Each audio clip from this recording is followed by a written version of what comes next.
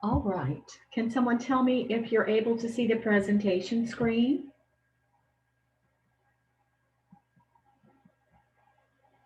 You can unmute yourself and just give me a shout out or let me know by using the Zoom chat box.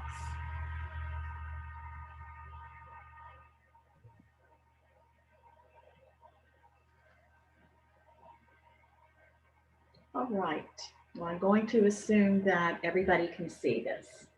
My name is Ann Carmichael, and I am a financial aid consultant with Leela.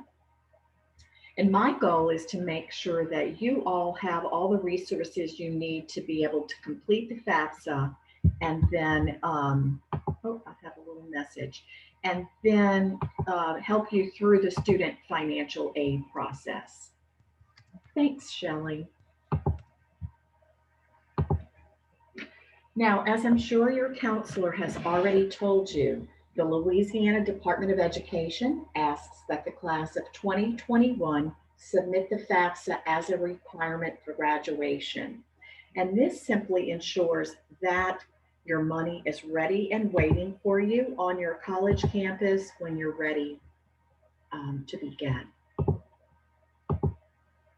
Now, college can be expensive, as you know, so it's time to start thinking about what those expenses might be and preparing to pay for them. And they include your equipment, books, and supplies, which would be your textbooks, notebooks, a computer if you need one, personal expenses, which are your phone bill, money to do your laundry if you're living away from home, fuel for your car as you move back and forth from school to your home, and then any food purchases outside of your meal plan. Then room and board, which if you're staying on campus would include your dorm, or if you're staying off campus but away from home, an apartment, which might also include your electricity, water, and gas, and any groceries and cleaning supplies that you might need. And then tuition and fees.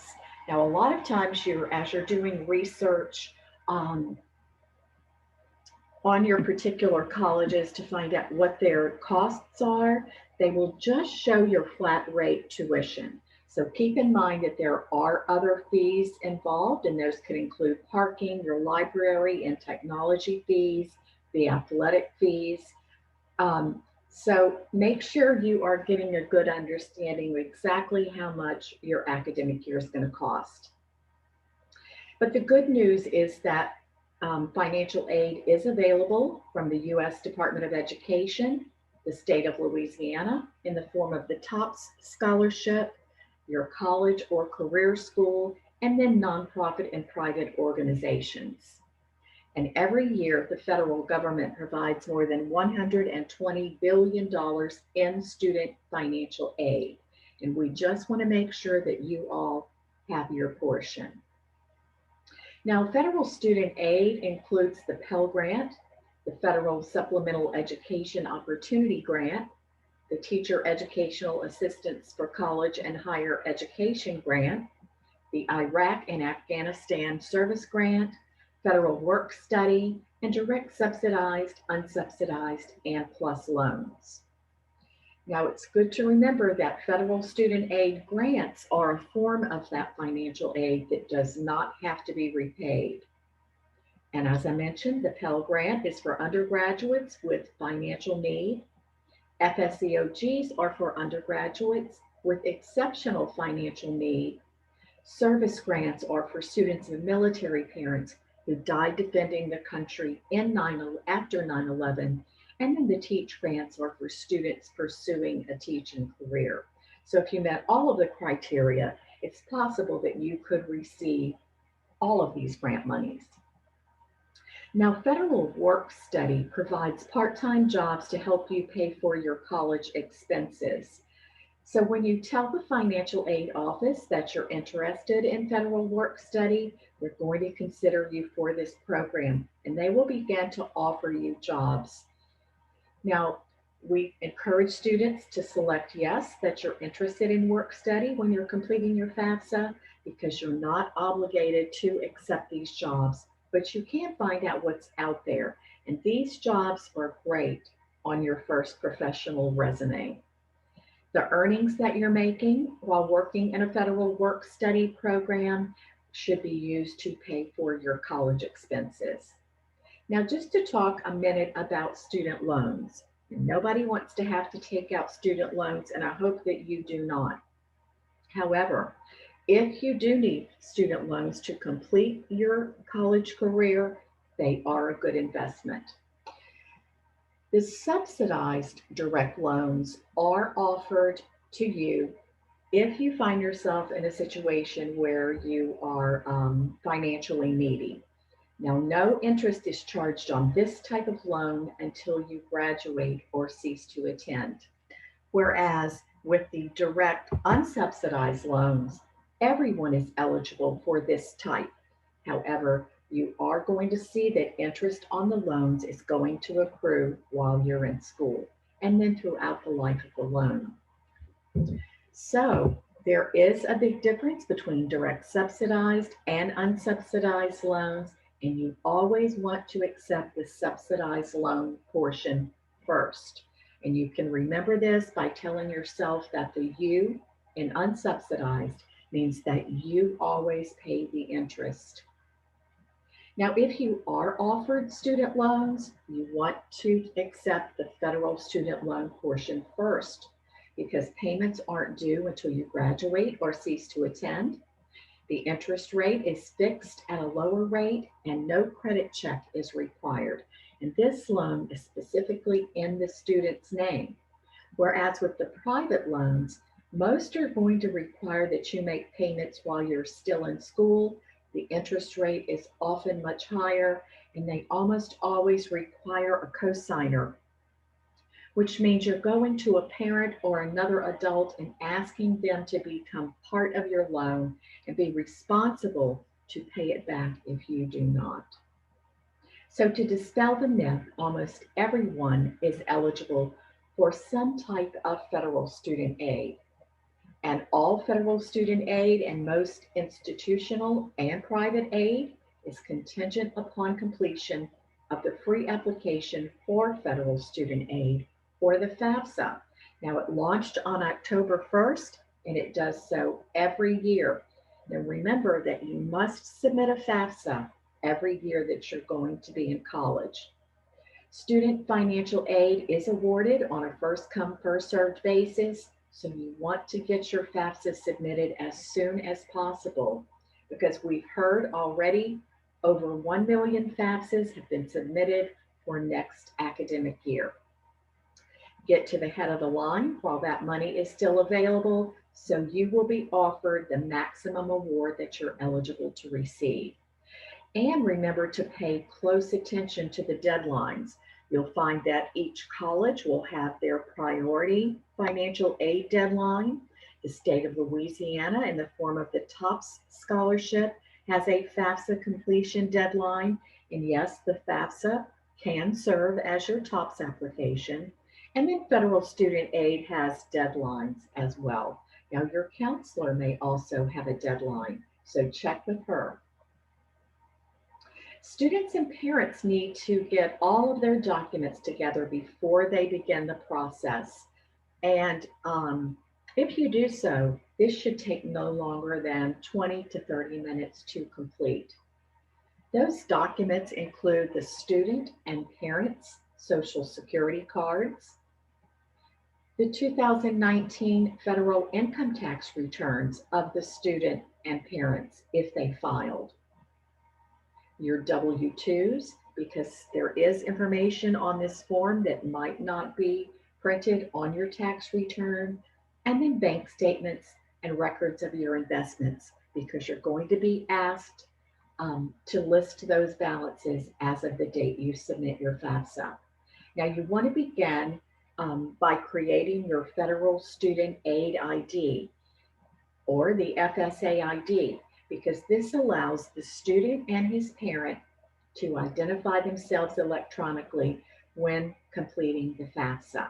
Now, it's going to consist of a username and a password that you are going to create. And each student and one of his parents needs to create an ID. And here's the website. It's fsaid.ed.gov. Now, mom or dad, if you have an older child who has already completed a FAFSA and you created an FSA ID at that time, you will use it again this year for your graduating senior. Or if you were in college and you had an ID, you will use it to sign their FAFSAs as well. Only your personal email address should be used to create your FSA ID. So students, if you haven't already created a personal email account, please do so, because if you use your school email address, once you graduate, federal student aid is not going to have any way of getting in touch with you. Remember that your FSA ID is your official electronic signature and it's legally binding. So make sure you're reporting it, because you're going to use it every year that you're in college, and keep it in a safe place. Now, if you don't have access to a computer when you're ready to get started, you can always download the FAFSA mobile app, and it's called My Student Aid, and use it to submit your FAFSA on your mobile phone or any other mobile device that has internet access. Or if you prefer, you can use the web-based version at fafsa.gov. Now, if the student prefers to use the mobile app, he can get started there. Mom or dad, you can use the web-based version, and all the information will be integrated into one FAFSA when you sign and submit. You want to begin the FAFSA by logging in with the student's FSA ID, because the FAFSA is the student's application for federal student aid. The parent ID will be used later in the form if you choose to transfer your tax information from the IRS into the FAFSA, and then again to sign the student's FAFSA. Now, the high school class of 2021 should complete the 2021-2022 FAFSA, because that is the academic year that you are applying for financial aid. You'll see a second option, but that is for students who are actually in college this academic year. Now, if you graduate early and you start school this academic year, you will need to complete both FAFSAs. Once you are in the FAFSA form, you're going to see that there are 8 sections that must be completed before submitting. And those include the student demographics, where the student will be asked to provide his social security number, name, date of birth, personal email address, home address, residency status, and gender.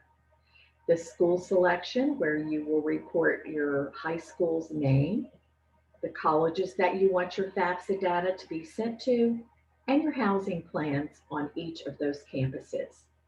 Next, you'll move to the dependency status question, where the student will be asked to consider a list of 10 questions that will determine whether he is considered a dependent or independent student in the eyes of federal student aid.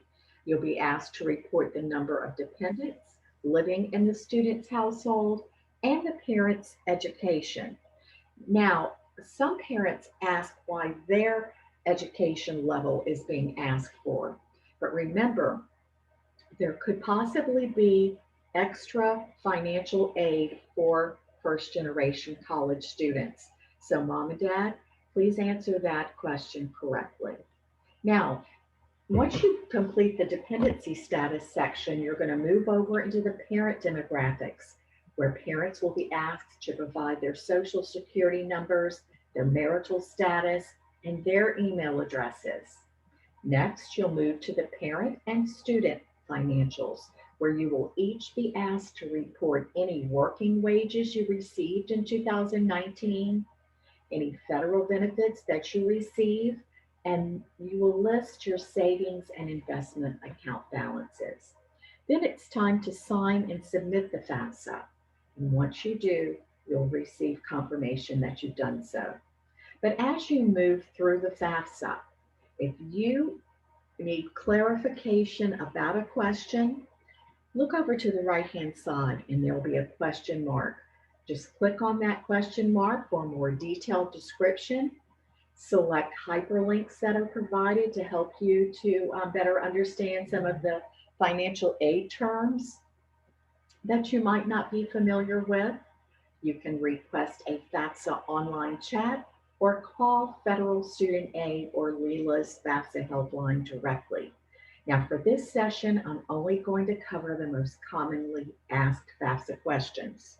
Now, if you have a question that I don't cover, please list it in the Zoom chat box below, and at the end of the presentation, I'll address those questions.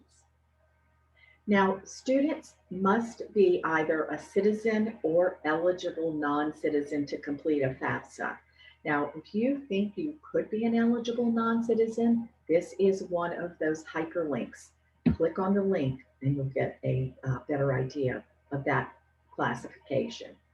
But if a student is a citizen or an eligible non-citizen, but his parents are not, that's fine. You can go ahead and submit, but you will just enter zeros anywhere a parent's social security number is asked for. Young men between the ages of 18 and 26 must be registered with Selective Service. So if you haven't already done so, you can register within the FAFSA. Even if you haven't turned 18 yet, just click Register Me and you will be registered as soon as you turn 18. Only the colleges that you list in your FAFSA are going to consider you for student financial aid.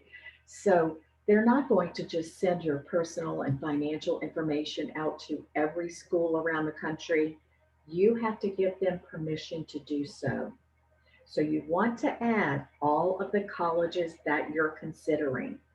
Even if you haven't finished your admissions applications, go ahead and list those schools on your FAFSA. Once you finish your application for admissions, they'll match up your FAFSA data and begin working on a student financial aid offer for you. Now, if you plan to apply to more than 10 colleges, you must log back in and enter additional colleges and resubmit your FAFSA each time. But there are instructions on this page to help you get through that process. Now on to the dependency status questions. And I'm going to go over these quickly. And remember that they are asking these questions of the student. Will you be 24 or older by January 1st of the year for which you're applying for financial aid? Are you married or separated but not divorced? Will you be working on a graduate degree? Do you have children who receive more than half of their support from you? Do you have dependents other than children or a spouse who live with you and receive more than half of their support from you? Are you currently serving on active duty in the U.S. Armed Forces for purposes other than training?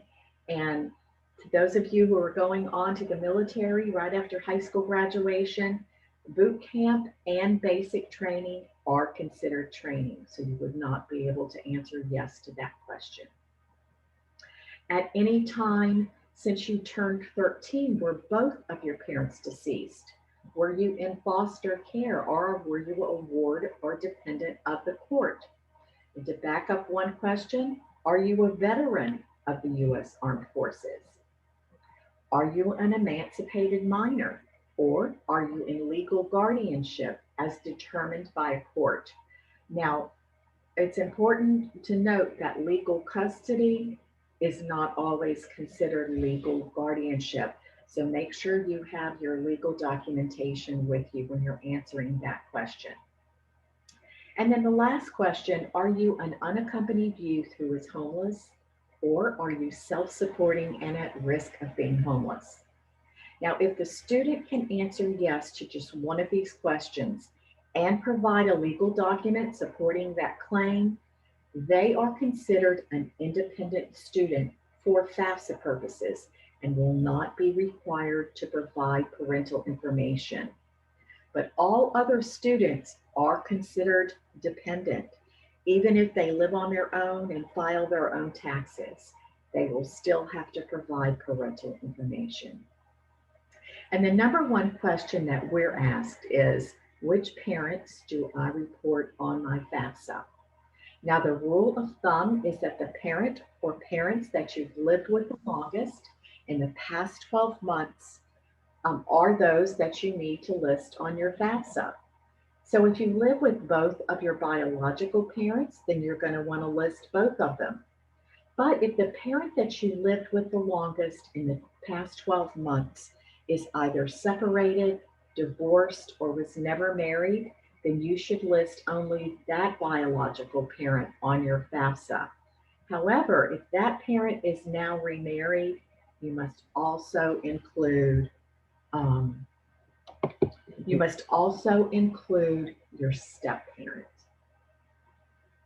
In other words, federal student aid wants to know the financial standing of the household that the student has lived in the longest in the 12 months prior to the date that the FAFSA was submitted.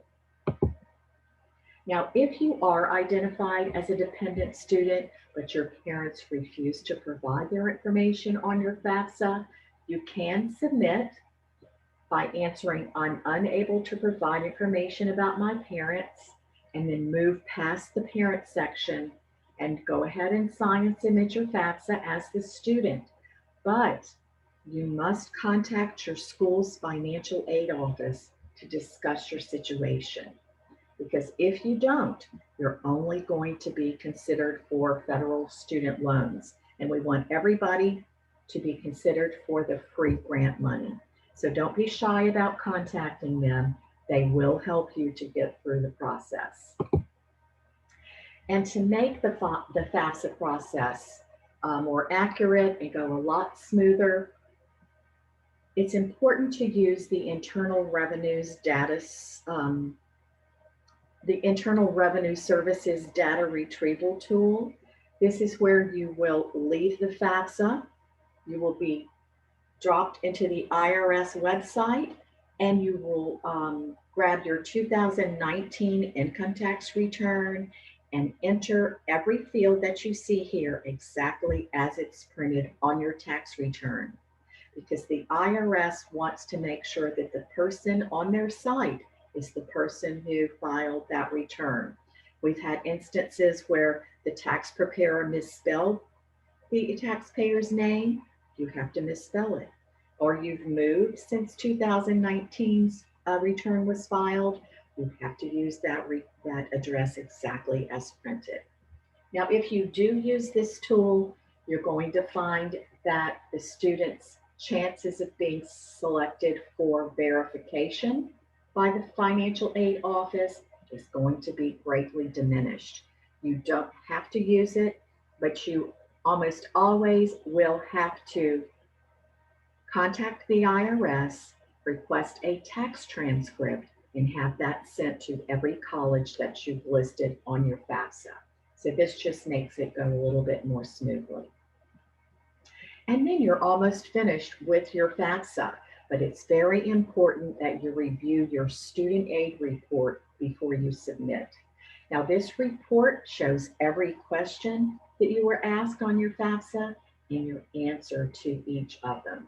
And this just makes sure that you can go back in and make every correction that you need to, so that the financial aid office can quickly and accurately process your student financial aid.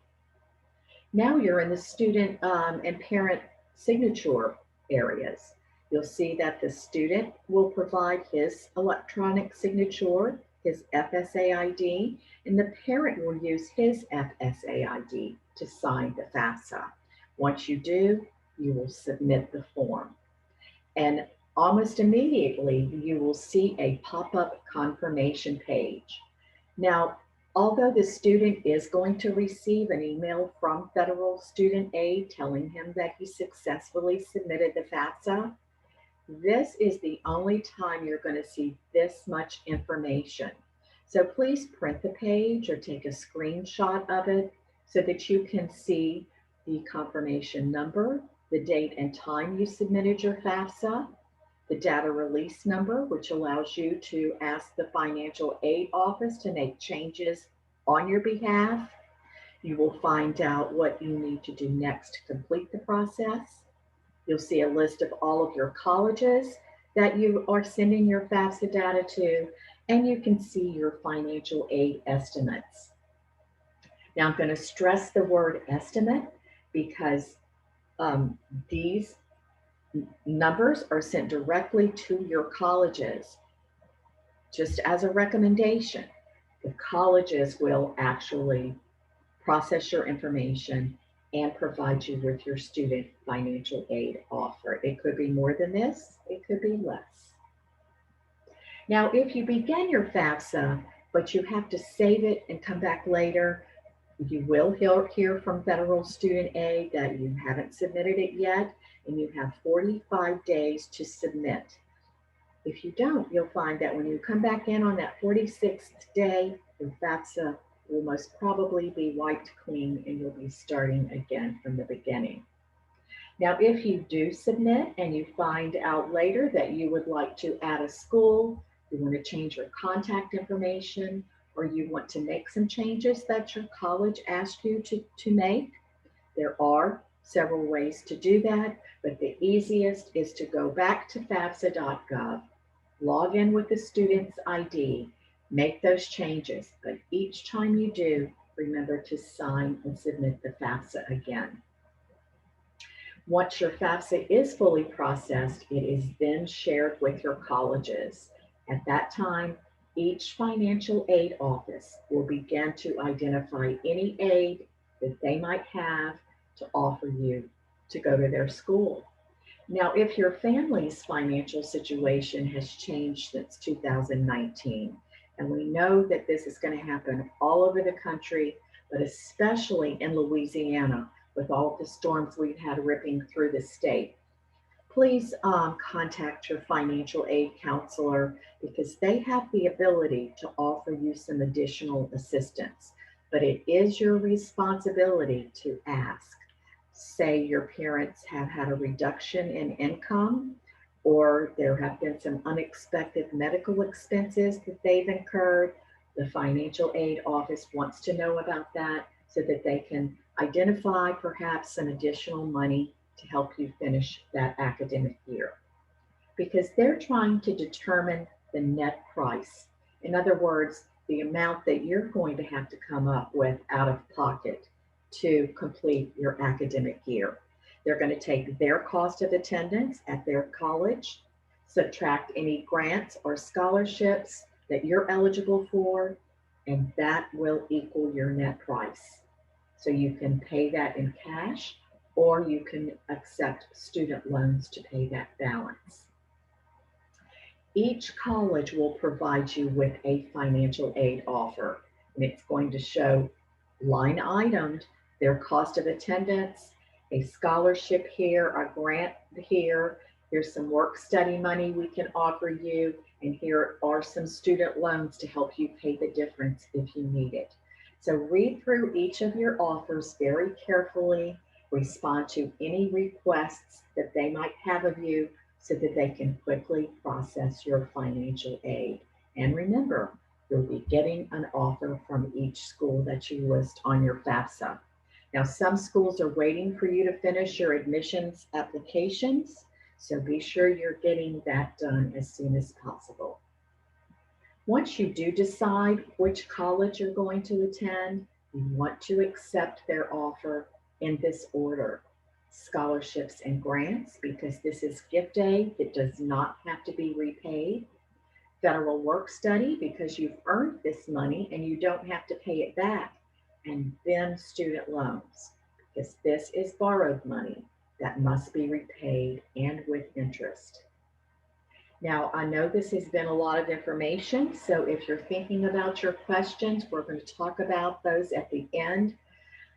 But the student financial aid process is Oh, we have somebody just joining us. The student financial aid process is explained in detail in Leela's FAFSA completion guide for the class of 2021, and it's free for all Louisiana high school seniors. So if you haven't already received yours, please email me and I'll give you that email address in a few minutes, and I'll be happy to send that over to you. And I'll also include our senior checklist to help you stay on track and be ready for college in the fall. And one of the most important things we're going to talk about are scholarships. And these are gift aid. And I'm sure that your counselor has talked to you about this, but there are thousands of them. They're offered by the colleges you're applying to, by your parents' employers, by community and religious organizations and social groups. Some are based on your academic achievement or some sort of special talent that you have, and others are based on financial need.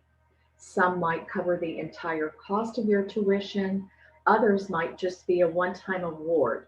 But either way, applying for and winning scholarships is going to reduce the cost of your education, which bottom line means that it's going to reduce your student loan debt.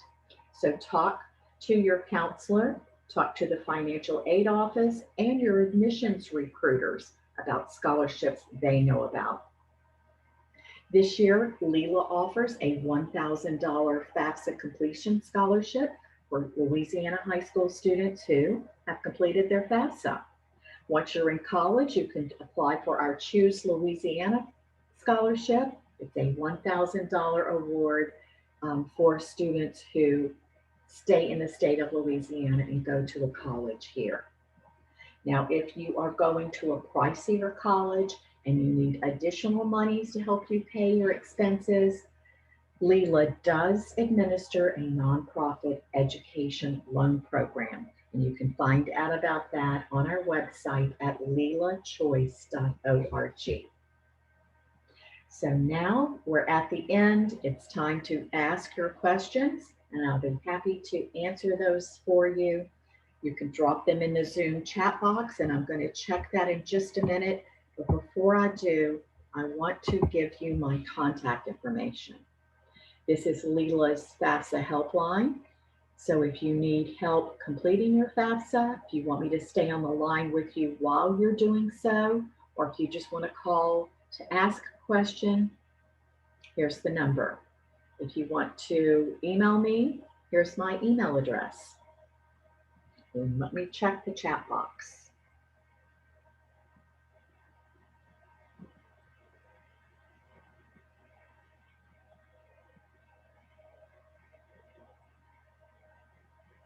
And I don't see any chats, any questions this evening, but I do want to let you know that this presentation is going to be posted on our YouTube channel. It's called Ask Leela. And if you want to review it later, if you want to fast forward through it, in case you want some clarification on a topic or you want to share it with someone else, please feel free to do it. I'm going to send a copy to your counselor as well so she can distribute it. I want to wish you all the best of luck, and I hope to hear from you soon.